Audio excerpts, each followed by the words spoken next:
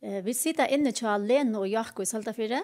Og vi tar ekvelige honalige høyme, og det er et gammelt hus som de har kjøpt noen faun arrangere, og gjørst i stand, og vi da ser jeg sinter utenfra. Det er utrolig honaligt, og det er akkurat som onker sier, en annen vær.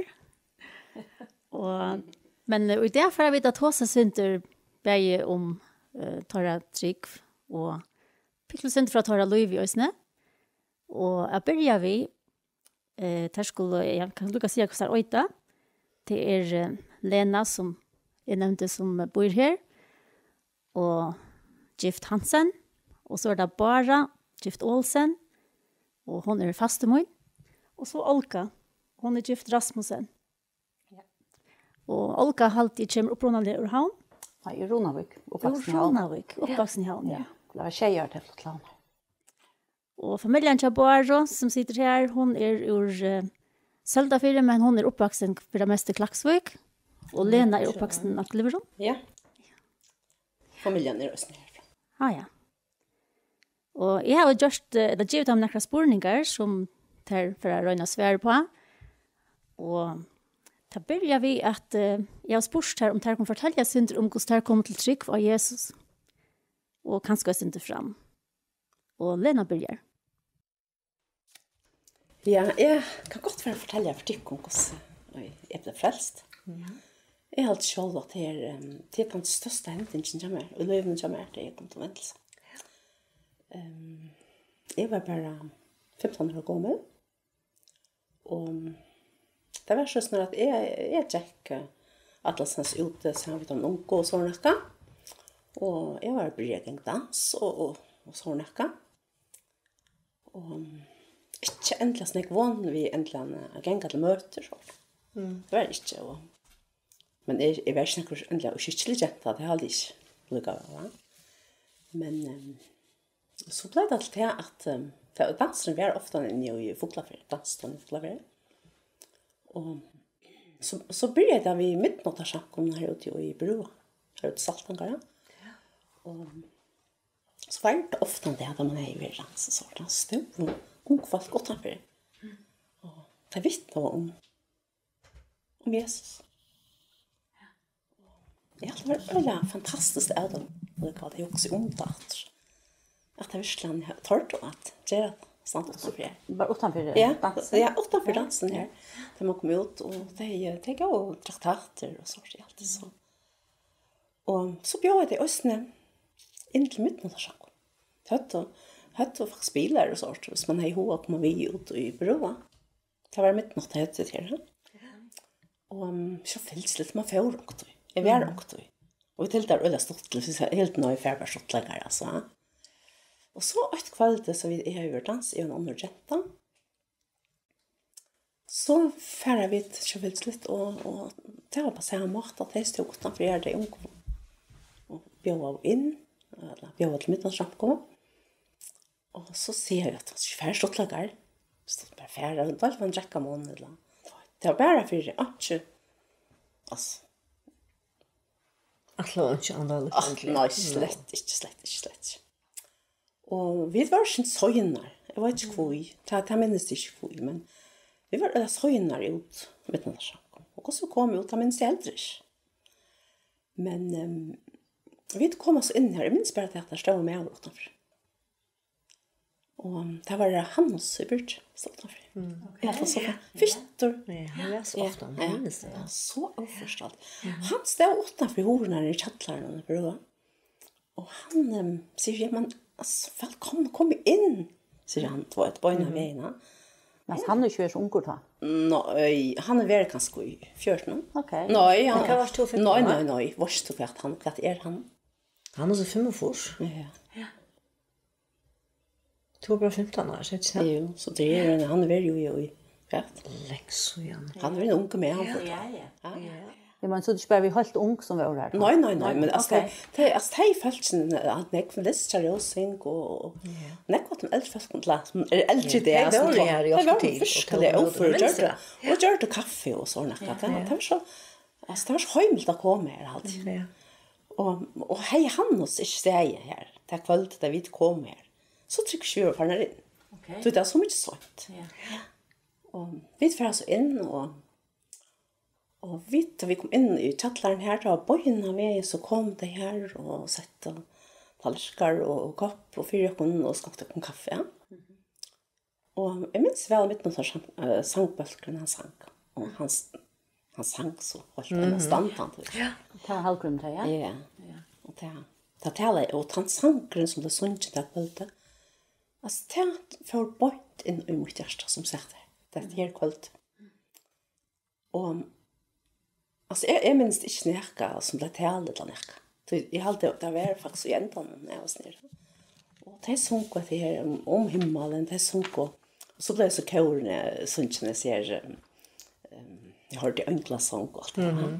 Og så for jeg også om enklene, jeg tenkte enkla sång. Og det er akkurat sånn at ja, Herren taler jeg virkelig til meg takk, som sagt her. Og ja, så ble det så livet, og vi tverre så, en av jentene, vi tverre så, sted, og vi genka heim til oss, til jeg skulle holde en time og genka heim. Og henne har jeg sint langere genka. Og vi genka så sier han den her venninna vi med, altså, Lena, hva er det til?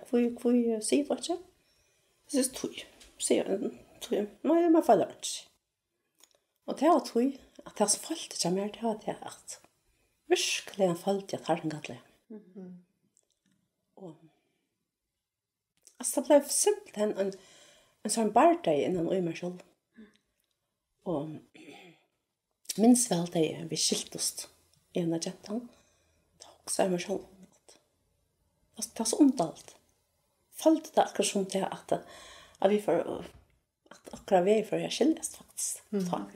Et leie. Så følte jeg det. Og så kom jeg hjem til oss. Jeg minns vel det var bøyplene som jeg har gjort, som jeg finner konfirmasjonsgave. Jeg har ikke lyst til å drente den her bøyplene som jeg har lyst til her i støvlen.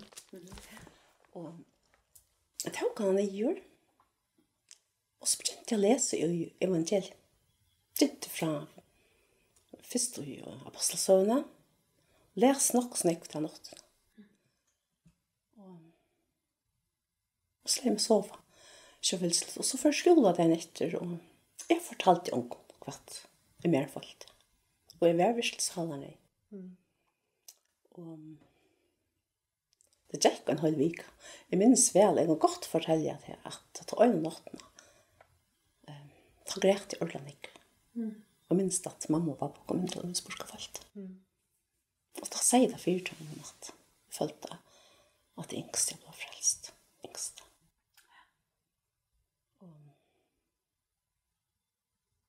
Men så gikk det det likevel. Og jeg sier bare, jeg har ikke noe trykk med viner heller. Så det var ikke jo rannig. Man kommer ur øynene, og man har jo ungene. Men så vil jeg si at jeg har trykk med skolekamerater sånt. Og det er ikke akkurat, det er ikke nevnt bare å si for å si. Så unker. Man så unker, ja. Det er ikke nevnt. Så at jeg gikk faktisk og mener jeg ikke noe. Og doktor. Jeg sier bare, Herre, hva skal jeg gjøre? Hva skal jeg gjøre for å bli frelst? Og hva skal jeg... Det ble sånn brøyting om min liv. Det var faktisk det største tid som jeg hadde tekket. Altså, at... Det ble en koldvelting. Det var jo... Hver skulle jeg færre genka, og... Det var så helt utrolig eksporinger som jeg gikk med i høttene mer. Nå, men så sier vi her, nå måste du hjelpe meg, du måste grøye etter, og du måste sende omkring men alle utsått, jeg får hjelp. Og Herren, han dår. Han var til det. Han fantastisk å ha til. Og lustar, ja. Og han også en sæt til munnen, og en sånn unga luttla jette. Det var så løsner at en dag som ringer en kone til min, så sier hun om jeg kunne sitte inn. Badnakjent, og kvølt. Og så vil jeg si ja, jeg platte ofte å sitte inn 4 forskjellige. Og så sier hun ja, om jeg kunne sitte inn til alt som er møtt. Jeg tenkte jag mig själv. Det är för att möta, tänkte jag. Men jag spurte inte på en väg, så säger hon, jag har gått sitt in, och så lägger jag. Och så checkar hon inte också att han vägen, när jag kommer skolan. No? Helt klockan måste vara. Jag checkar inte för 2 timmar också, om det är om jag skulle tåra. För jag spyr om vi kunde slippa via möte. Så att, och så tänkte jag från att säga och sånt. Men så tog jag ringt till Sakon, så säger vi henne. Om hon kunde pröva att skaffa någon annan och komma sitta inne om vi kunde slippa ut. Och själv han säger att han är kona, ja. Och alltså, jag måste säga, här var det här. Det är helt sikkert. Han brukte hessa konen. Snackar ju inte till att möta någon så att du eller Men konen? Ja. Nej, hon snackar inte med mig. Det stäcker bara ett mer. Och ett möte var i Silvo i Foklafria. Det var möte till Tom Roberts. Först för han var i Färjorna. Och så jag kände inte till affären. Äntligen och möte till bröder som kom. Slett inte. Och tog var det faktiskt det största i med att affären bara spyr sig gå någon släppa vi.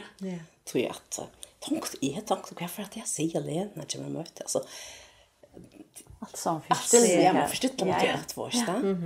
Men tog bättre tack kvalitet.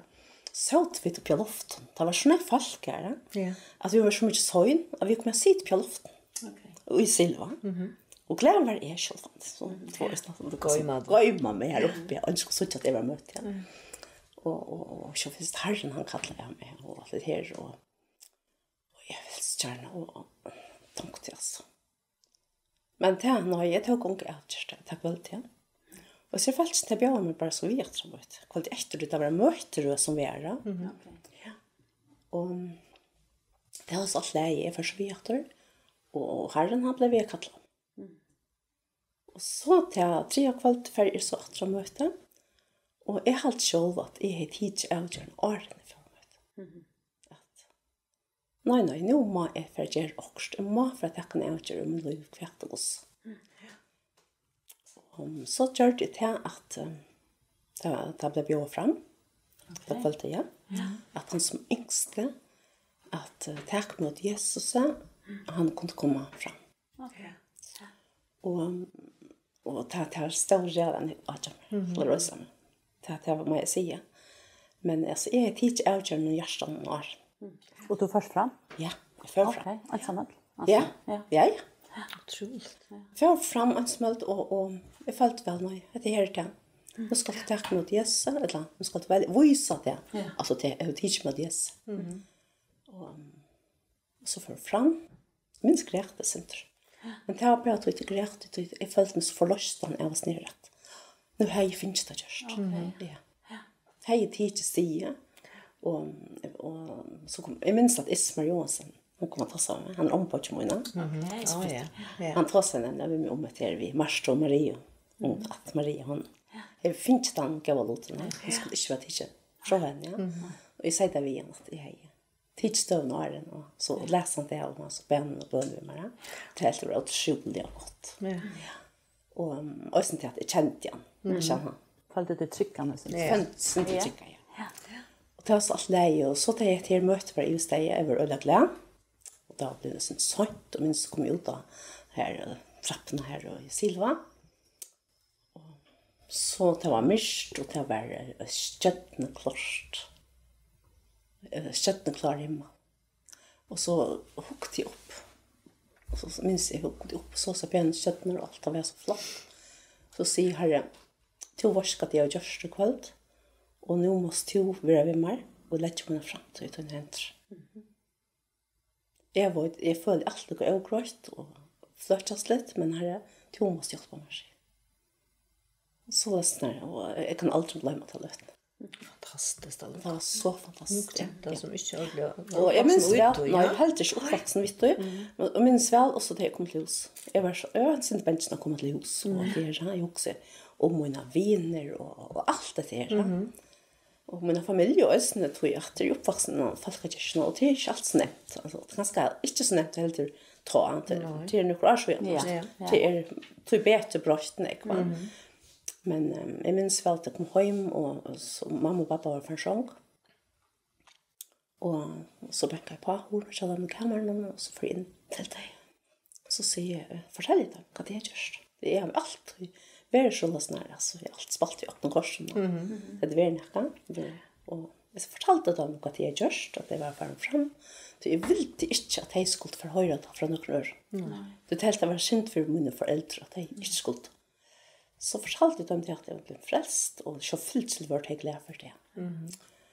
Och så det var också spårningar men alltså det har lätt till lite att men jag skiljer väl.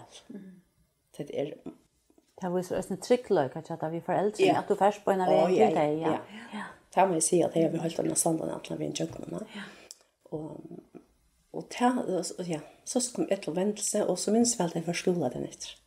Det har varit riktigt. Helt jag bara slopp från av vår skola. Kvar ska det färd. Vad ska snacka vi? Det tar just att alla finns vita att det man färs så snabbt fram allmänt så höjsta på en väg, va? Och minns väl då tar vart att här denna och Fritcher och Maria som var jämngamla med Tachinko där kom på en väg och två att det hjälpte på en väg. Och det är så otroligt viktigt att det är en som kommer till vändelse att det är folk som tar om. Ja.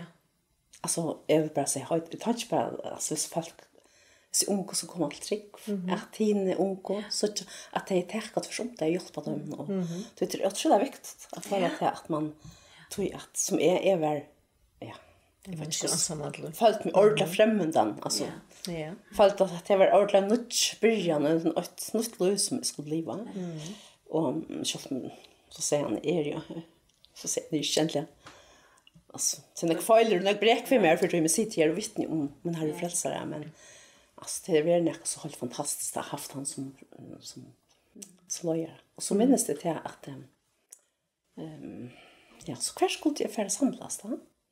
Och att samma att jag säger tryckvant vinner och så skolkamraterna som bara kom och bjöd mig och man visar det. Så får jag automatiskt att gänga ungdomsmöte till bror. Det nummer otroligt väl. Och det är så helt säkert att man blir tryckvant som man har också. Antal tar ju komma till. Det kan så klart. Så visst det får oss en kyrka så och så näka men det är som lite ett nökron alltså. Fallt ja. Jag visste kört då. Ja. Minst att en mären säger när du är med så skilsk du finns där jag alltså en sån brösa kommer till man. Så säger det vi är kvart jag stod ju till korslektorn man känner han. Så det var stod det passar oss. Det är chans som just chat är det. Ja. Jag har teacher jag tog stående själv och jag har stund till kors själv. Och så minns det väl att så började jag gå någon möte. Och så minns jag pent sommarkväll. Så check ut bror mycket kvällsmöte. Jag ungkan då jag på något möte. Och jag tänkte ska vara ett år. Och jag check ut och minns väl att jag ska färja om vägen här ut som bror. Hukt lite på så jag tänkte kvar och inte var så jätte färdig när man på något möte. Men så var vi inne och sett mig efter det. Det var ju ändå snäck folk på möte men alltså det var näka så fantastiskt att sitta här och höra. Och så blev till Herren i aldrig uppleva en till att Ja, vi har en bönamöte. Ja, det var så fantastiskt. Det fanns också som att himmel var sånär. Och så minns det till att jag med röst upp. Eller väntar sig då, han röst sig upp, han väntar sig då. Och så säger han, vem är? Så säger han, Lena, du är välkomna att sätta sig närmare här till oss. Okej. Alltså, Du har sett så mycket längre. ja, jag falt med sin främdanna. Och det alltid är betyder som när kvinnor samkommer att man lägger märke till de som kommer som är ny omvänt och att man alltså följer hjärsta fyrtrum. Tycker om Det vill jag se och tycker om det. Det är viktigt, öjla viktigt. Och jag vill säga till att jag har känt Herren och Sjörne. Det är så fantastiskt. Alltså, jag vill yngst att det som hørte med virkelig at jeg også et stig. Så jeg er skikk for tog at Herren, han kallar ødel. Han er ikke jo at skulle være frelst. Så er det at jeg vet man gjør, man teker det alvorlig litt. Som sier med tvatt, jeg vil ikke ha noe vet jeg gjør, altså, det er noe tvatt. Og man kan ikke dra stolt av det tryggvante, og det er bare et svart kvitt, man kan ikke. Men det är inte det så. Men det du inte har prövat att du ser det. Ja. Och så det att vara frälst alltså man vet man släpper hemma så man är spänd för att dodge. Man är spänd för att härifrån, man är spänd för vad händer. Så vi vet att det är att kvärt som händer, kvärt som kommer så blir allt gott då. Så jag säger är spänd för att härifrån till det vet att det är härifrån så ska komma till himmel så. Det är ångat Ivas du tog så igen. Jag är faktiskt ångat Ivas nu. Nej, jag tänkte på att du var så ung du blev frälst. Ja, 15 år och så du visste att du först att få och man får motgång. Ja, men du visste ju också inte att kvart för att göra det här och som du ser nu att du får släppa till mig. Det ångat högst Ivra. Utan säkert. Aldrig. Jag halt inte nöjd. Nej, du var så. Ja, jag halt det att det blev sån kolvälting kom i livet. Alltså nej, jag har inte störst. Jag har simpelthen ångat Ivas ut. Men så vill inte mer han röjner allt möjligt att bröda gå ner. Det har vi då. Pass lägga matar. Men nej, jag ber Herren om Michelin 4 år allt som jag gör. Och det var ut att han hör. Och att här var han alltså ute dagligen så kan det. Det är alltså. Det kommer ofta när alojna. Jag med för det kan jag läsa i Bibeln tror jag. Jag alltid till versen jag ser snack i Salmen. Tror jag det var. Jag huxar om dig som lust. Jag huxar bara om dig som lust som inte har tid med det så att det är så viktigt tror jag att Herren han säger han sitter i himlen och det är en verklighet att han är till. Och så läser jag från till Salmen 33 och vers 12. Salt det folk og i hever Herren til god, ta folk, og i han hever valsar til arv. Ur himle skoar Herren nyer, han ser öll menneskebøttene. Det er så fantastisk. Han ser öll. Øysene de som ikke legger ui. Han ser öll. Han ser en kvinkrsjok. Hene som han bor, hever han egene etter öllom og jeg gjør det byggva. Og så snart hokst jeg leser til her, så hokst jeg, da jeg var en ung jenta, da så han med, som så jeg så litt av tøya. Han sa med, og han hukte under av meg, og han sa at det er Jack her. Han ikke at skulle være frelst, han kattlet meg, og jeg tok det alvorlig. Og det er det som er alltid så jævla viktig til det, hvis Herren kattler, at man må ikke klare det fra seg. Altså, det er simpelthen så viktig alltid. Og tog alltid disse versene er så fantastisk. Han som har skapt gjørstetor av allra, som gjødla skiler ødelversktor. Ja, han skiler alt som vi gjør i nær. Sitter han. Det er alltid så fantastisk.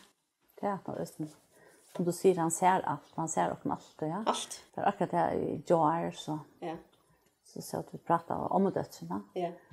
Og så sier han, ja. Vi sa at nemlig snakke akkurat om det her, ja. Jesus ser okken, han ser okken nå, han ser okken alt, ja. Så forteller vi henne, sier om man blir kvendt at Jesus skal passe ordentlig vel på. Ja. Om man ser dem bort nå, sier jeg, ser man at jeg gjør det her. Det är viktigt att göra det naturligt för akkurat bötterna. Alltså som du läser här, att det är gammalt år, alltså skrifterna, att vi gör det naturligt, att han ser. Han ser bäge upp och gott. Han ser allt. Ja. Gott att lära det för bötterna. Ja, ja. Det är det. Gör det också kappa också, om man ser med nu. Ja. Gott att göra det naturligt för akkurat bötterna. Ja, det är det. Det är viktigt. Det är viktigt. Ja. Så snart kom jag till väntelse och jag helt vara så. Ja. Ja. Ja. Det är Ja. Hur var det att jag kom på honom alltså? Så vet det är ganska väl så extremt men alltså. Det är inte lika så att Nej, det är inte, men jag har röstat gott. Ja. Det är så. Ja. Men så Så Herren är så imisk. Ja, och vi är så imiska. Ja, vi är så imiska. Ja, vi är så imiska. Jag max upp en sekund hemma. Ja. Och be mamma och pappa var sekund och tänker nekva möte och ganska helt är som inkre att det var så intressant. Alltid, det var alltid man skulle möta. Just. Klaxvik var det måndag kväll och nej det var det frutja kväll, men inte mycket kväll då. Frutja kväll alltid ju såna där.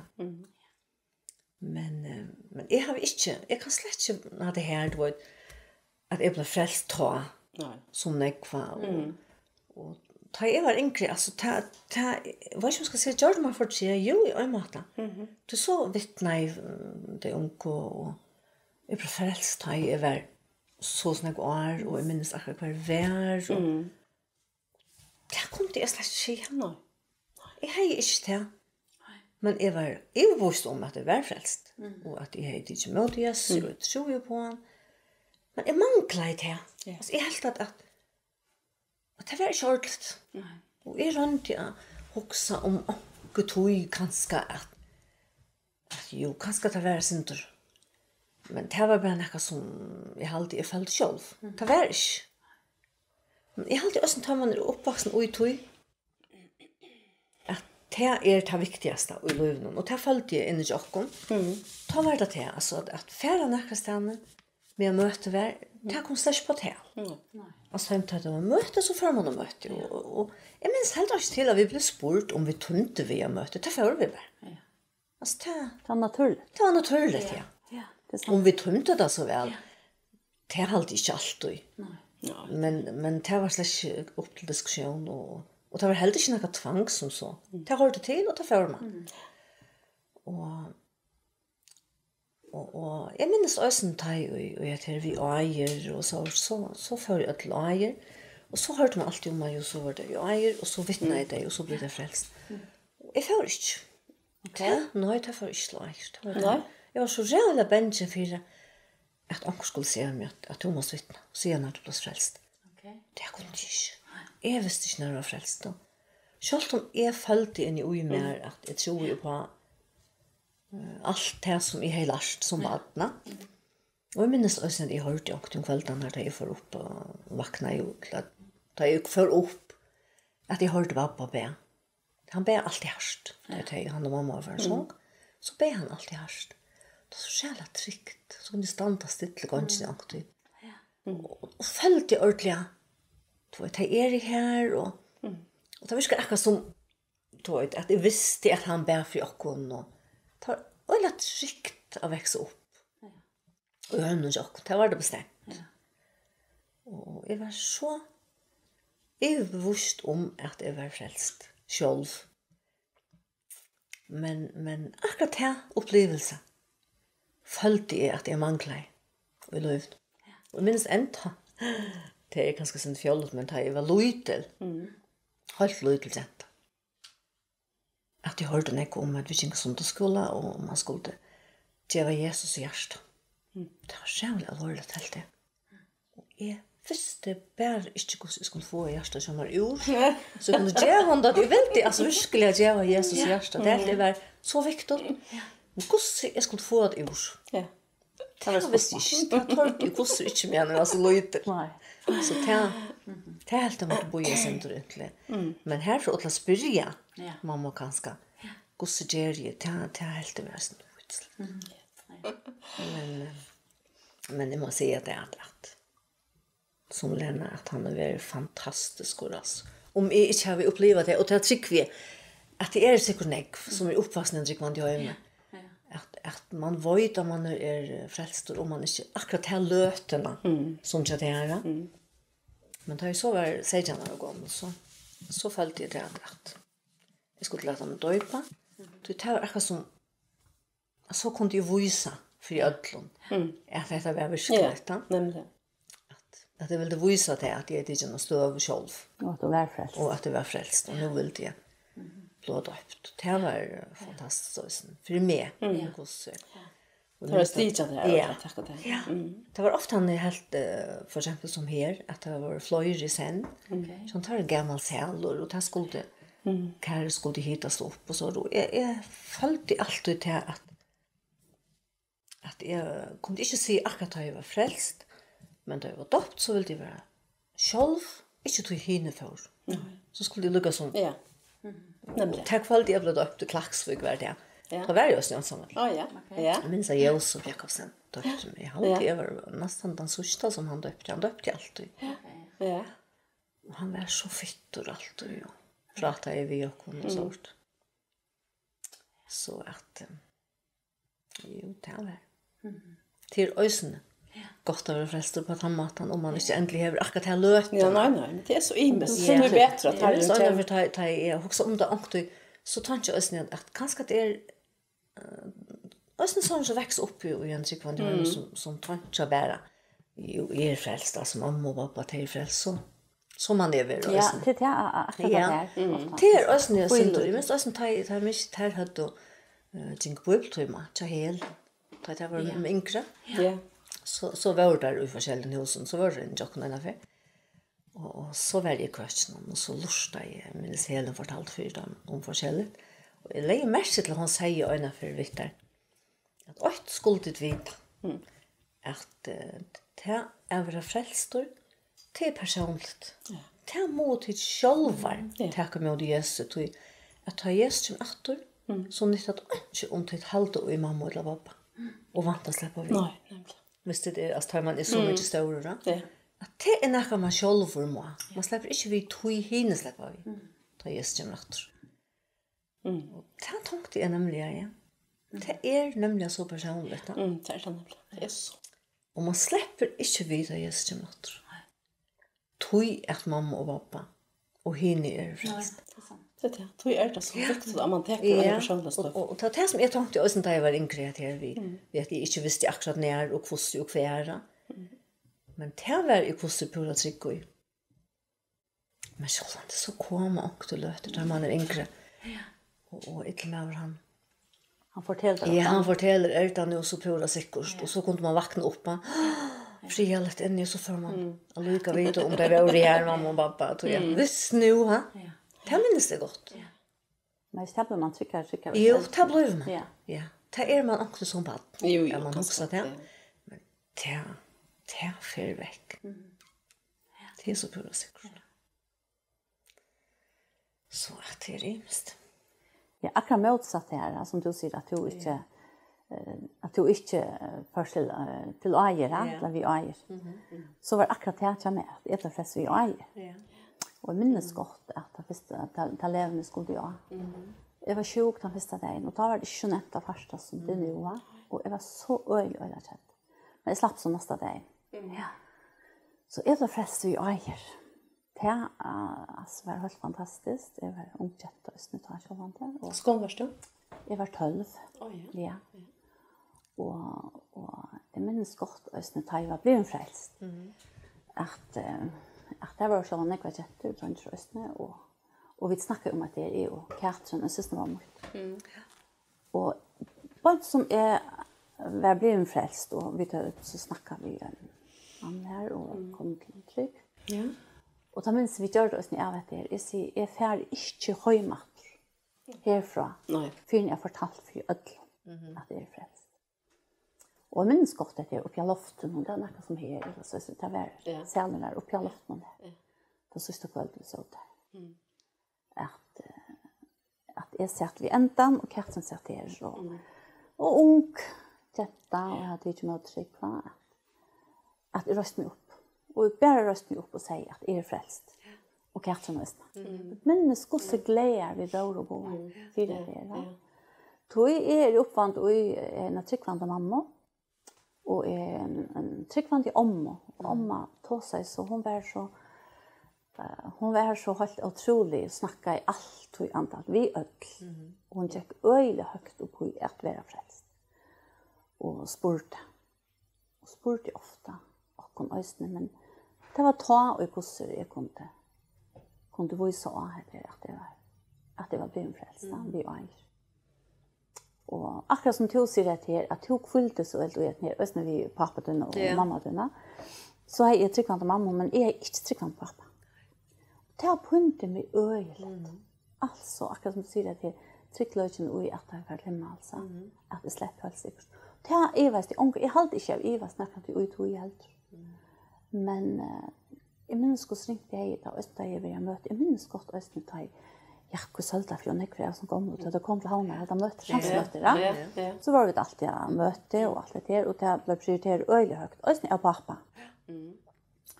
Att färra möte. Det gick han öjligt till. Det var han kom östen från tycker han till hemma alltså och det gick han högt upp på ja vi skulle då färra och höra Guds ord.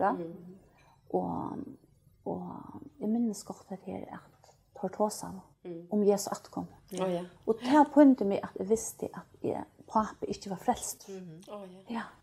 Och men han kom så till trygt. Några år sedan. Jag vill säga att det var en stor dag där jag blev frälst, men jag hade det var en så helt otroligt stor dag rösten jag med. Hur minns du så gammalt du var? Jag talade jag var om 15 år så pappa. Han var med i 14. Ja. Det var fantastiskt. Och det var helt fantastiskt och nästan då. Tog jag alla galet här av frälst och man kvillrus ner tryckvande mamma och jag tryckvande om och bo inne här till oppon och då tog han och det blev prioritera högt då ja. Och inte snäcka möte. Men ta bröttest att det löve in i okkar hemme. Det var pappa och snä. Och jag kan gott minnas det till att kunna tryggt lägga sig att sova. Att veta att vi öll kvilt och ut att vara. Det är väl näkva se oss när det att vi fortäller att fyra okkar bort någon och om oss ja. Så vi blev frälst och när och så inser det var där och ja. Alltså jag minns gott oss när det att jag alltid att jag har säkert kvilt oss inte just när att jag har tro allt men den personliga stövan att jag har tid. Ja. Det är ölla vikt. Då är alltid det så viktigt att man vittnar. Vi tar så forskjellige server. Då är man vittne. Ja.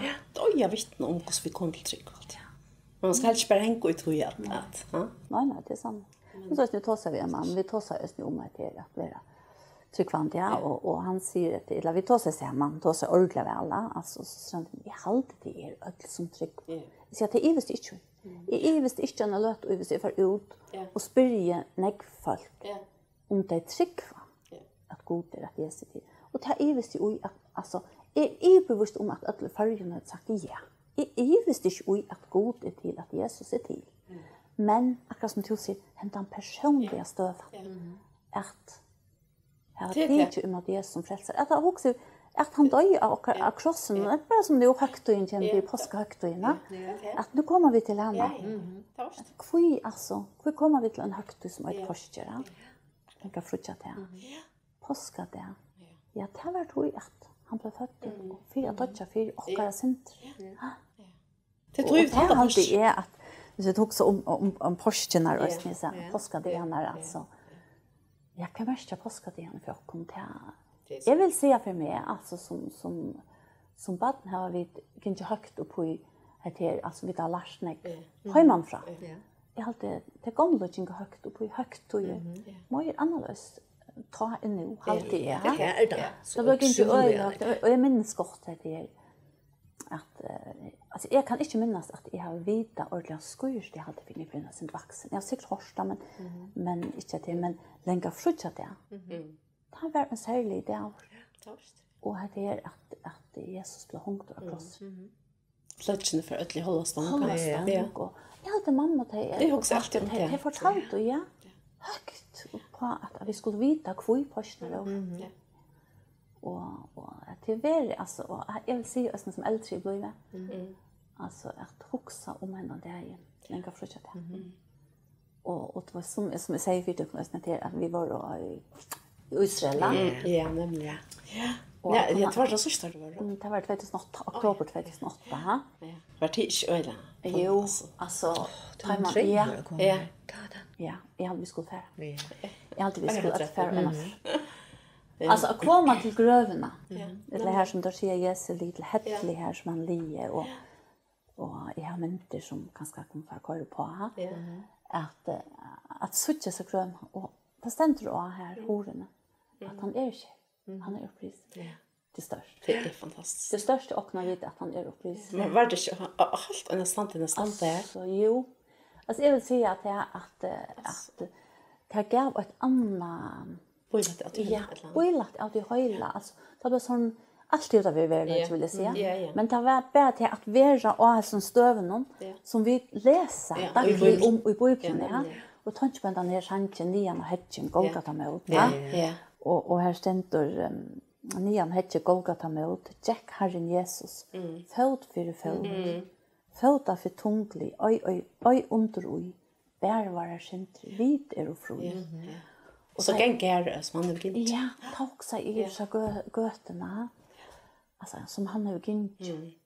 Och så nian och hedgen tar vi stå här. Och tar alla tvunna på. Lise i Bibeln. Ja, okej, ja. Och jag håller vi för att tryckvand folk som var vi. Ja. Det var fantastiskt. Och att kunna lätta en i attor och i myndasar och så suttja det och så i myndasar det. Men jag också det, ja, det var tungt. Det var smöl göta via Dolorosa. Ta han och inte vid krossen. Ja. För mig. Alltså någon knustar.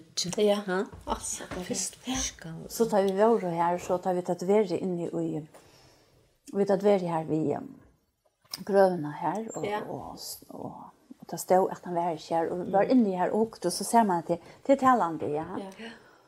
Och så 18 år så får vi det lyst inte från och så pent och blomster och gär. Det vill näka fortälja nu. Åh, här är blomster. Så smärta himlen någon där. Ja, så smärta himlen. Ja, men jag har alltid det närmaste. Jag kommer alltid till att gänka här. Ja, där har vi. Och så hade vi det minnesmål till Herren så här öll. Ska se att det var så fantastiskt att kunna sitta här öll så och vi var öll omhetta att minnas han. Ja. Som inte var här. Som inte var här. Ja. Gröven var till. Gröven var till. Det var ja. Och Svenning har ju ett år. Ja. Här vet vi att Svenning är. Han då väl att göra det så livande. Det var så livande. Att kunna vara här och minnas han. Det var stort. I allt det är gott och kunna öppna färgerna. Men det var också störst att det var så natt.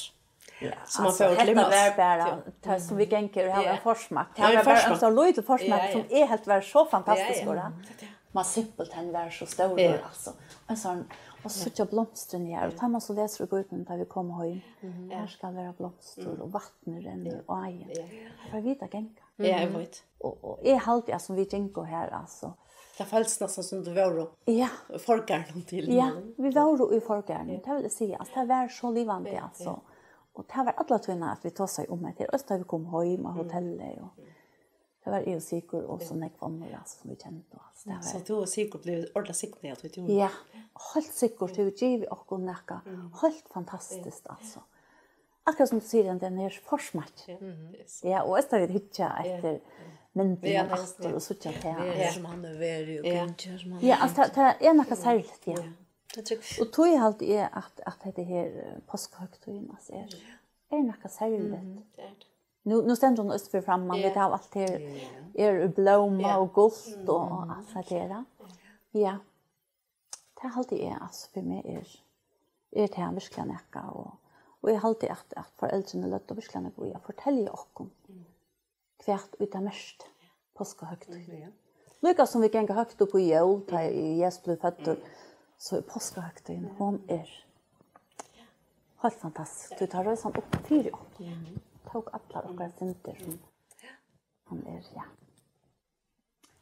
Så det vill jag säga är störst. Det är bättre är det så snart förrän än att vi har fru och hålla fru det är borster och det ja. Och sen då när det var när ja. Påskon. Ta fyra påskdagen. Och ståtar och gräver vi en maskin utanför Nilsson.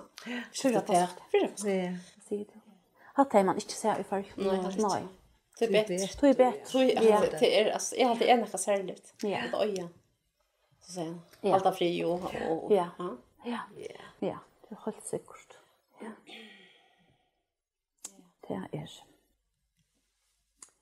Det är alltid en särlig högt i chock. Det är första. Ja. Första och jul. Ja. Det är visst. Det som är alldeles fantastiskt är när vi för exempel som längre från att ett påskon där man huxar om att Jesus är här som en människa. Ja. Han var vi tar ofta i hoa ger han till näka helt fantastiskt. Han var god. Ja, Det var han. Det är inte det. Men han blev född in i en hem som ett människa. Ganska vanlig Vi människa. öllon tog som en människa har. Følelsen och Ja, känslan och och allt. känslan, ja. Han blev uppdriven som en vanlig smådronker och spalte och skurslade sig och snurrade sig och allt möjligt som en vanlig smådronker. Ja, det är sant. Och han visste Ja. kvart han var kommit till. Det är det. Ja, det är sant. Det alltid är alltså jag husker om det är alltid ofta särskilt fyrta i läs om Jesus och han blev crossfester så realt akkurat tror jag. Men han visste det alla tog. Ja. Kvart han var kommen till. Och han hej östen fru jag vill jag rockna i. Alltid. Att han bjöds inte. Det är det som Han kom att säga finns jag för jag vill. inte akkurat nu. Så det var för tungt och det var för räligt och jag alltid att vi boja. Det boja. Men han valde det för och han klarade värre att huxa om att vi skulle få fortapt än att han skulle bli. Jag husker om kvinnorna som kom ut av gröven av påskamorgon. Och de såg till att steinren var vält från. Och de kom in och de såg att gröven var tom. Marskos 16, 3, läsa vi, 3 och 4. Det har skjøtt nu kvar vi er, kvar skal velta okkon støynen fra grevarmånen.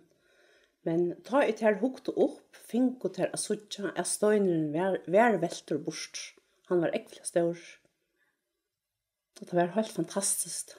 Jeg husker om så kvinner det der stod her på skomorgon. At Jesus han var ferdig opp til himmels.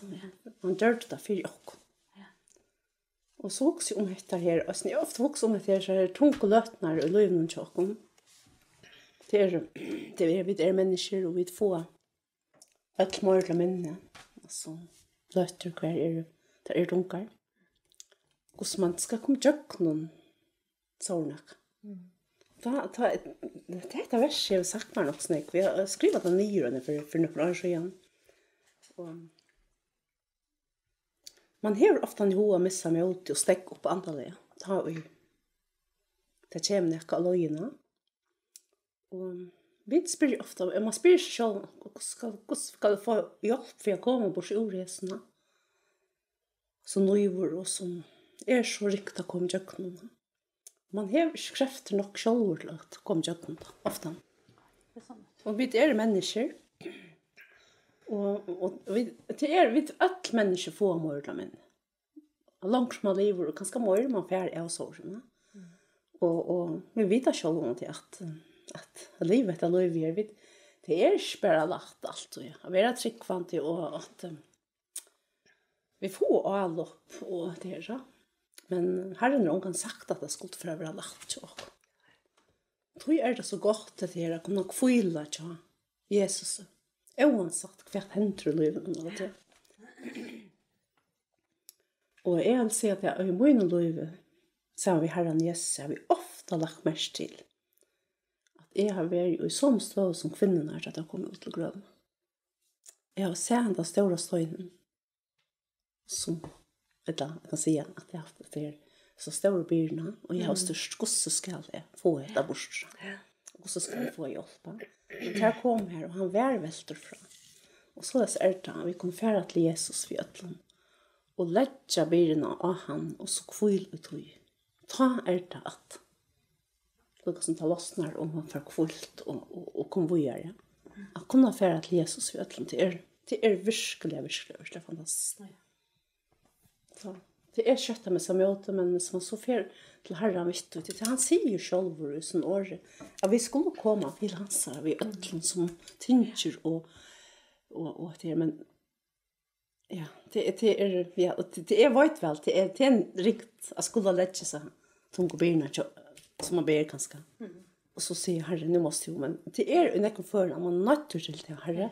Nu måste ju jag får inte nu lägga sig bena till nu är det nötter till.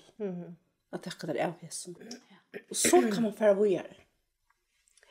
Alltså så som alltid är det här tror jag att vi vet att han är som bröderna löva som man säger i det. Det är runt om alla tröjorna. Och snitt här som bara tog sig om möten där ska det. Alla lätta sig i helt klein. Ja. Ja. Det är så otroligt viktigt att vi lätta kan. Ja. Sen inte han är så. Det är också det som är gott till oss som mammor, ja. Som huxar över att som vi får till Herren vi ötlum. Och kunna ropa om han till han om hjälp. Ja, akkurat ja. Så läs akkurat på samma matta kun okkar bøtt, men du tar kommer ju till okkom, tar det picklo till alla män upp i uppväxten. Men han trycker han ösne att det kommer till föräldrarna till mammorna vi. Och så vet oss gjorde vi okkar mammor, tar vi var bøttna, så får det vara okkurs, så får vi till mamma och hon tog Lukas som och lattighet det här som vär till okkorna, till att kunna färra till henne. Så som vi färra till Herren, vi tog ja. Och det är öliga gott och snett. Och det tycker vi att ligger oja okkon att Herren gör det hetta och han gör det för okkara mammor och för okkon så är det uppbyggt alltså. Det han har hjälpt okkon i köknet hetta. Då kunde vi ösne vara klara för det är okkurst. Att hjälpa okkara ekno vi och sådär. Då vi tar Herren affära till och tänk med okkon och vi kunde visa att det rätta. Att man är en stol att la mig i köknet. Akkurat ja. Och då var alltid jag sen tar vi ser jag vill lägga allt av Herren. Ja. Och självt om troblösen inte löster. Jag vill så då att lära att lycka. Och inte tacka av syntur. Ja, Jag jag ska gör ofta lycka det. i ordet här. Jag gör det ofta. Ofta så häver man ho att knossa själv för att lycka väl. Ja. Man ber Herren hjälpa och lös med från sån här som är ströjes vi. Så tackar vi det syntur ut i åken efter och knägra det vi är så. Helt lycka av att lägga det av han och så Kvila. så kvila ut vi. Ja. Ta då har vi det först men se för mig själv är det inte alltid. Men det är syntur alltid. Det där löv är knossot Ja, som tack för att astor ja och struja svitta. Helt att kvila ut vi att jag tar det lagt att han men så ordnar han. Ja. Lika som kanske vi bötnen alltid säger att det är lojtel. Då kan man så väl hjälpa dem och ber allt det som de inte orkar. Ja. Och tyvärr att det blir vuxen. Ta modet så bestämmer Ja. själv. Och ta det ta Vi får bestämma för dig och la näka. Och det är näck svarar. Det är en exvarar. Ta det är vuxen och har det ringt och man känner att man inte maktar kanske. Ta man det här också alltid om Herren, hur man känner. Ja. Ta ut er folk som är skickvande som färre efter från Herren och alla som väntar Herren bättre. Ta man väl ringt. Ja. Akkurat som tjocken som är mammor vid er oalmindelig tjettar sig och i bötnen i kjäda gott. Ja. Men då är det öliga tryckt och snettar att veta att självt om vi färra så han är alltid tjock. Han är allt. Han är så nær allt. Han är så när. Det är bara det att vi kanske är ofta som Ja, vi är fravärande. fravärande. Ja. Känner. Det är det. Vi är ofta så fravärande. Ja. Men han är alltid nær. Ja. Han Han är tar han ju tycker vid vi han är. tid med honom så släpper han ånga. Nej. Det är det Det som tycker är det jag. allra bästa. Det är det bästa. Ja. Ja. Att han ångar inte släpper. Om vi färra okkara väger och Men det är öliga kött att missa med det som tryckvant ganska. Då är det särskilt det. Jag har alltid det att det var som, ja. Ja, som hållt alltid är det köttet med samma ut. Alltså, det är så Det är så nekv, alltså. Runt alla ställen, ja. Alltså, det är så nekv möbellöjkar och det är så Lägga fröstingar. nekv frostingar och alltså det är att strujas vi, alltså. Alla är så upptidsen i det, ha? Som man också är ute. Men också det har varit en tryckvant. Ja, det är helt själv till röstning. Man är för en party genom och ser det. Det är två makter som strujas. Ja. ja. Alltså två det är spärra allt sånt där. Det är det. Alltså man är näka strujas vi. Ja. För han håller allt till nu. Ja. Och det är akkurat det här att doa alla tojna att kvila till Herren. Jag vill ofta huxa över nek folk, alltså nek äldre och snä, alltså huxa över det som tar äldre man blir, så då man bättre alltid att kvila. Ja, det gör man nämligen. Man växer. Bonus antalet. Ja. Ja. Och jag huxar ofta om äldre att det då så väl att kvila och i Herren. Ofta är yngsta till att jag då bättre till. Ja, det. Och jag vill säga att jag klarar det bättre ut det. Än jag gör det som yngre. Du tar kanske att det var mer till man huxar om och kvui och kvärt och vossa. Att jag har alltid att äldre man blir man bonast ösnen att man är jöknarna. Och som säger Herren är ångan du släppte och kom till honom alla sina vägar. Det är ösnen att Men det som jag tror är inte också kontrimer som vi sitter där det allt hos men det har vi det haft en bönarbalk samman. Ja. Det är störst och något annat. Helt fantastiskt. Ja. Det vill säga. Det är vår virkelig hjälpt och i jöknen. Det blir ösnen en troan mormor han kommer samman. Akkurat det som är. Man blir faktiskt avhängig av det. Ja. Och jag ser att det är spännande. Ja. Det är det. Ja. Och det har knutit som en band samman. Alltså det är så fantastiskt. Och det som man bygger fyra länkan. Ja. Så som kanske tids att vara något så omöjligt. Och det tar vi där att bygga fyra och som bestämt och så såg det att Herrens värld det är fantastiskt. Alltså. Det är det som gör det så spännande och så är det så kvant. Det är ångan det är intressant. Allt är närksamt och alltså. Det blir sant. Och som du säger äldre man blir ösni och halt i ösni ska man säga mer man läser. Och närre man lever Herren. Bättre. Ja. Det är alltså man vill bara ha Jesus blir så verlig. Alltså han är inte en som sitter upp i himlen och längt veck och han är alla två här och jag ser för mig själv att jag snackar vi om det och då klä. Och så säger jag nöj om mina gamla koner. Då han varit hela här i Stockholm. Och han säger om en kone som är med och var kommit till en som inte tror på god. Och hon tror ju på att det här är hon inte god till. Så säger hon till han var sned. Det snackar vi om i morgon. Ja. Och man så vi så värlig är han. Ja, det är det. Ja. Och han visste vet inte. Alltså är då inte ordentligt och umynda mig. Hvordan man orskar av livet av livet her nere. Utan Jesus, det må jeg si. Det var en forferdelig straff. Altså, man har det ringt, og alt virker å gjenge mot. Hva skal man få til, altså, som virkelig tøymer av lust etter at noen som vil grenje om mengen.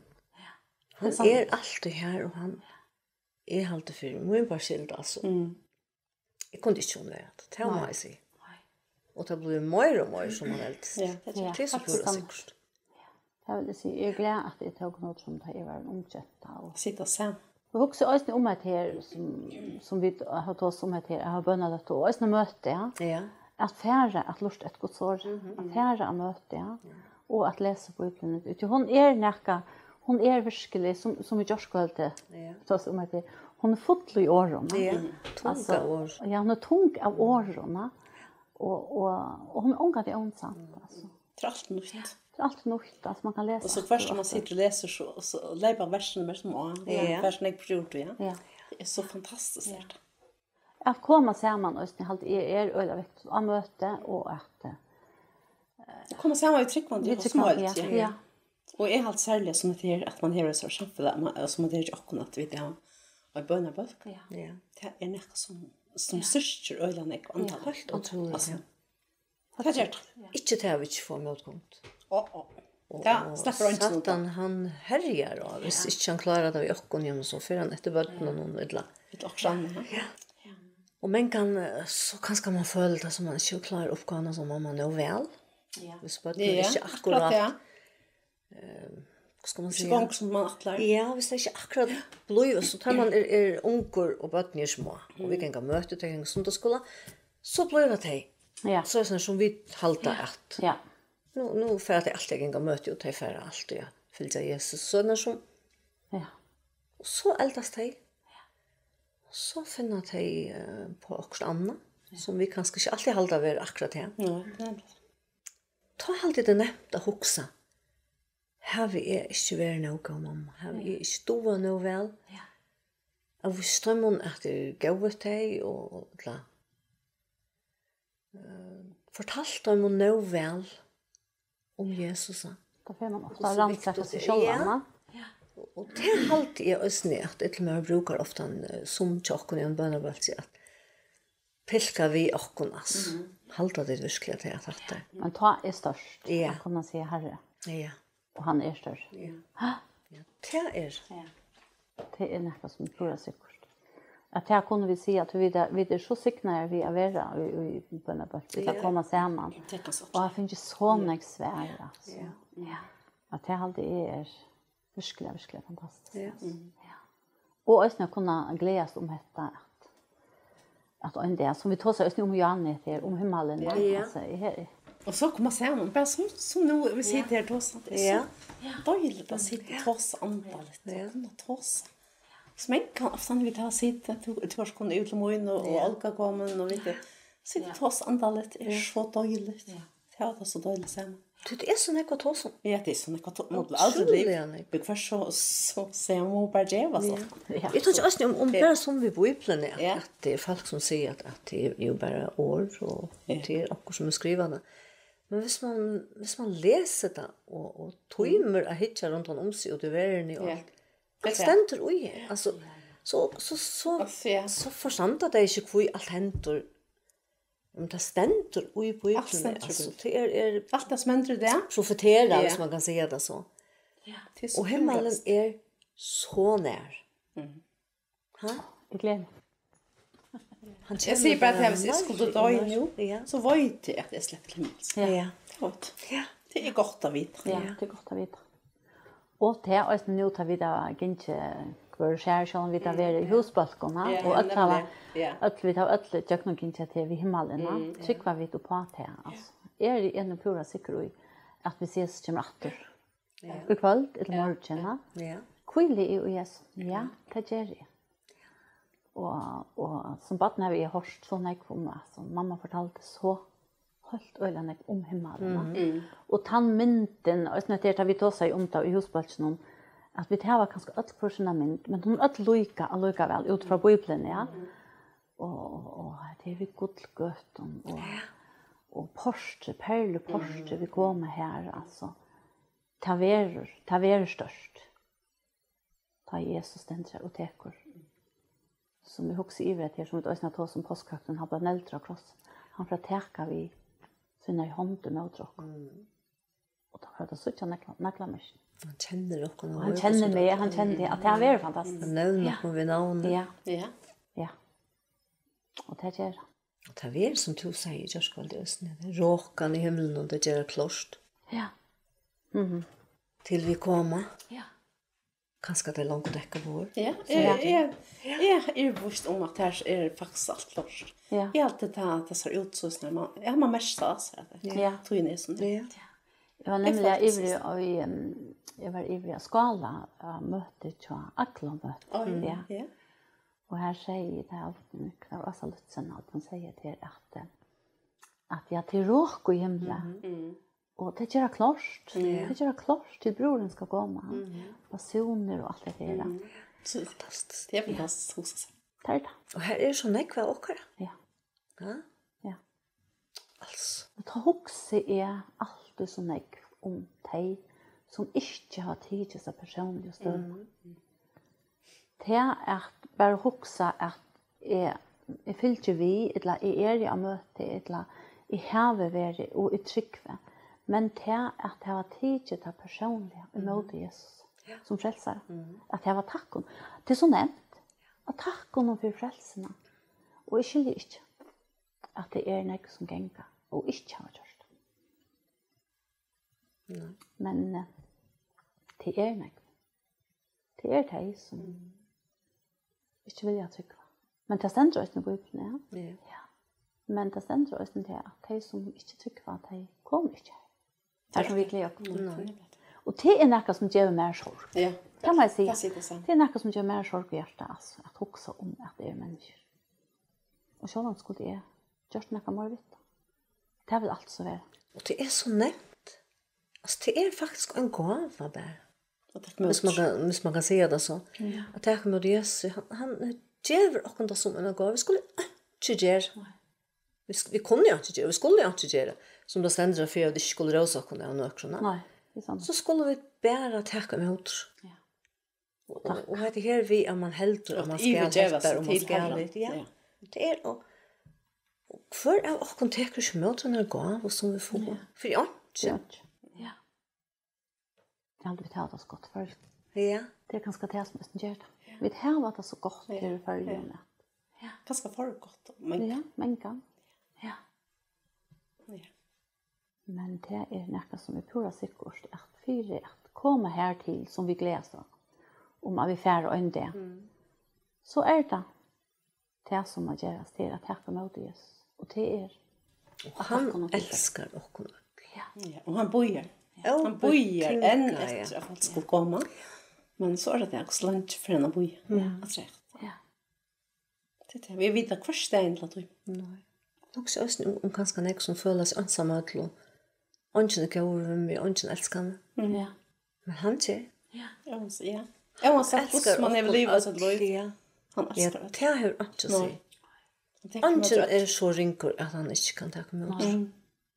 Det han är där för allt. Det ständer inte för nökor illa vis nu. Nej.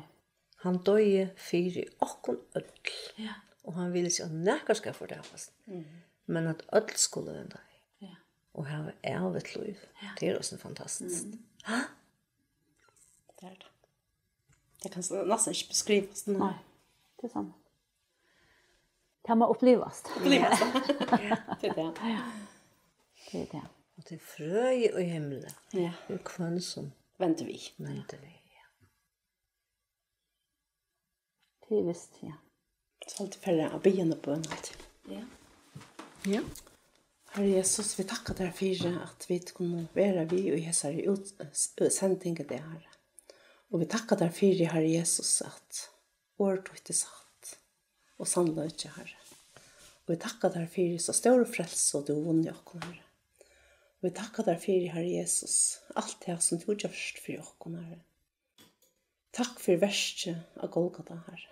Hva du døye for okkara synder, for alle mannaten, at du gjør det Herre, for vi kunne få et gang til himmelen Herre. Størst og ondfullt Herre er det at vi har kommet til krossen Herre, og at kjenne til Herre. Og vi bier Herre om at om det skulle være anker som ser hese sending i det Herre, at du måtte tale vi en anker som sitter og luster Herre. Og ser Herre, gå Jesus at du vi andre tøynen skal komme inn Herre, og at Herre at du vil frelse Herre, de som ikke er frelst Herre, og styrke og ukka de Herre som har tunga byrere bedre Herre. Herre Jesus, vi ber om tøyne sikning Herre, og takka der av øtlån hjärsta fyrir Herre, og så størst er Herre at vera baten tøyt. Takk for alt, gå Jesus og Jesu navn.